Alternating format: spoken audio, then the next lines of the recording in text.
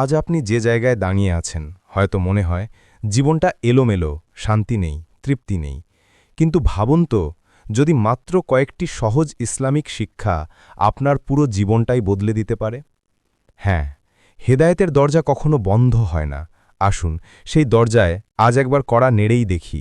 জীবন বদলে দেওয়া ৫টি ইসলামিক শিক্ষা, চলুন শুরু করি। রাসূল সাল্লাল্লাহু আলাইহি ওয়াসাল্লাম বলেছেন, আমল শুধু নিয়তের উপর নির্ভর করে। অর্থাৎ আপনার ছোট ছোট কাজও সওয়াব হয়ে যায় যদি নিয়ত ঠিক থাকে। মাকে পানি এনে দেওয়া, নিজেকে গুনাহ থেকে বাঁচানো, এগুলো ইবাদত। জীবন বদলের প্রথম ধাপ আপনার নিয়ত ঠিক করা। আমরা রাগ করতে খুব দ্রুত পারি, কিন্তু ক্ষমা করতে পারি না। কুরআন বলে, যে ক্ষমা করে তার পুরস্কার আল্লাহর কাছে। আপনি যাকে ক্ষমা করছেন সে নয়, আপনি নিজেই হালকা হচ্ছেন। ক্ষমা দুর্বলদের কাজ নয়, ক্ষমা আসলে শক্তদের সিদ্ধান্ত। হৃদয়ও একটা পাত্রের মতো, নেগেটিভিটিতে ভরে যায়। আর সেই হৃদয় পরিষ্কার করার উপায় জিকির। মাত্র ৫ মিনিট সুবহানাল্লাহ, আলহামদুলিল্লাহ, আল্লাহু আকবার। এই শব্দগুলো আপনার মানসিকতা বদলে দিতে পারে।